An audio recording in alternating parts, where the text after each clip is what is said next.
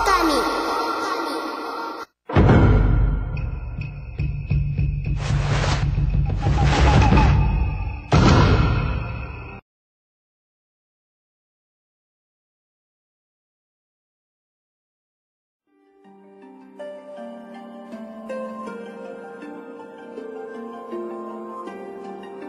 Long, long ago, a tiny hamlet known as Kamiki lay nestled in a grove of proud and beautiful cherry blossoms. Each and every tree around the quiet burg was honored as a god. However, the village was not without its dark secrets.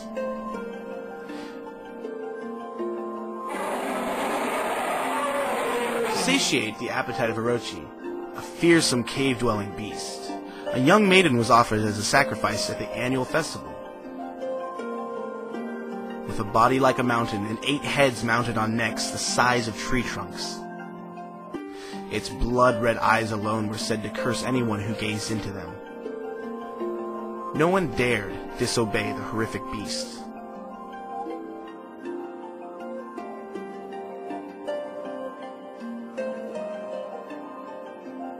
When the night of the sacrifice drew near, a mysterious white wolf appeared outside the village. This wolf, its coat as brilliant as snow, was dubbed Shiranui. The wolf kept a watchful eye on anyone who ventured outside the village, and made a habit of patrolling the streets at night. People assumed the wolf to be a familiar of Orochi.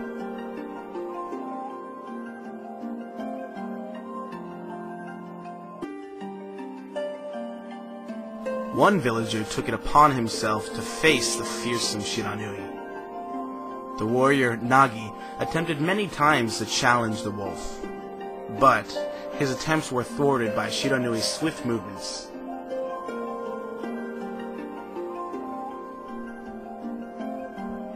Before long, the night of the accursed festival had arrived. A white-plumed arrow heralded the coming sacrifice.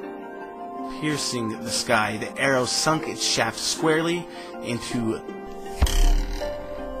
the home of Nami, the village's most beautiful maiden. Nagi, harboring a secret love for Nami, was enraged by this sign. Determined to put an end to Orochi once and for all, Nagi traveled to the beast's cave in place of his beloved.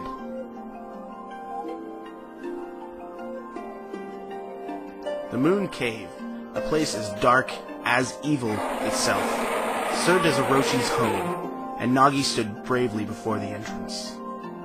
A beast appeared, eyes glowing crimson upon 8 thrashing necks. Orochi stood tall before him, anxious for another sacrifice. Nagi leapt with incredible grace, swinging his blade valiantly. On and on he sliced, well into the moonless night. But Orochi's hide was like steel. The blade left nary a scratch.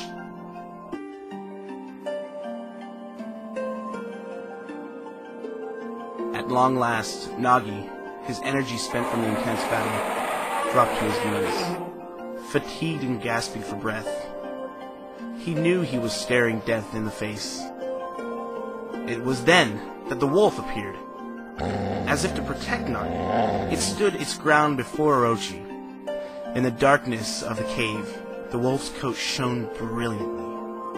Alas, it was Shiranui, the wolf that dwelled outside the village. Bearing its fearsome claws, Shiranui leapt towards Orochi. Orochi reared its terrifying heads, readying its fangs for battle.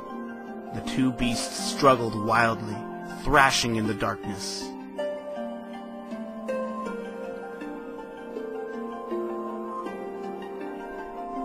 Mysterious and terrifying, the spectacle continued. Shiranui summoned gusts of divine wind to counter Orochi's flames.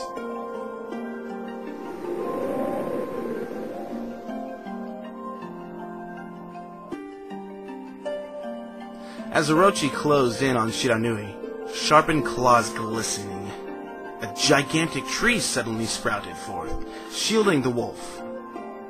Shiranui fought gallantly to gain the upper hand. However, Orochi, protected by a mystical power, was not easily bested. Shiranui, covered in gashes, majestic coat dyed crimson, stood exhausted before the mighty Orochi.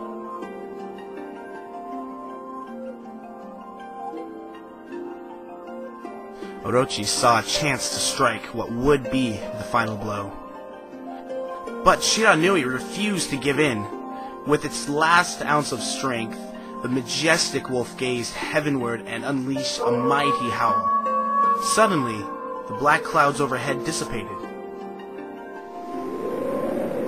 The light from above glinted off Nagi's sword as a beacon of hope.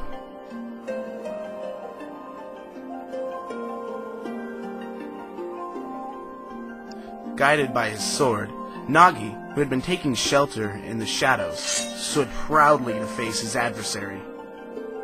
Channeling all his strength into his scarred and battered arms, he leapt ferociously towards Orochi, his sword poised high. The golden sword danced in his hands like a puppet on a string. One by one, Orochi's fearsome heads separated from their owner.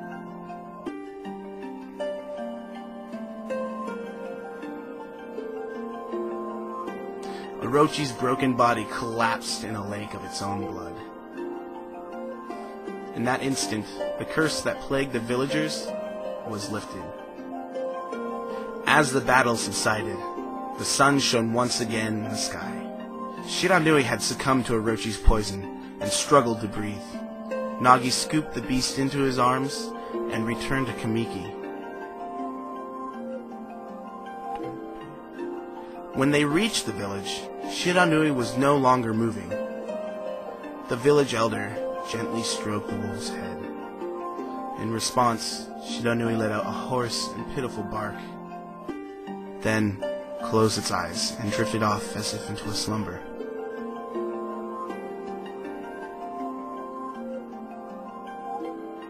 Peace had at last returned to Kamiki village. In honor of Shiranui's heroic exploits, the villagers erected a shrine and placed a statue of the wolf within it.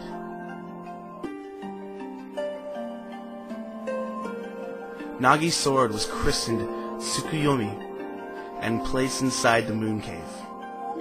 The villagers all looked forward to an age of endless peace.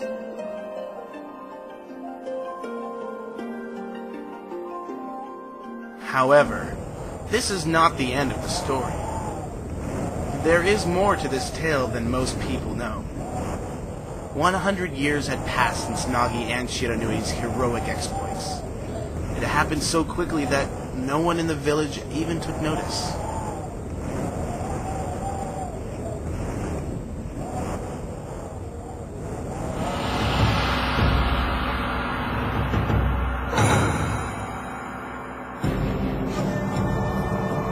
Is this the legendary sword? Is this Tsukuyomi, the sword that banished the dreaded Orochi? No, it couldn't be. It's just a legend, nothing but a fairy tale.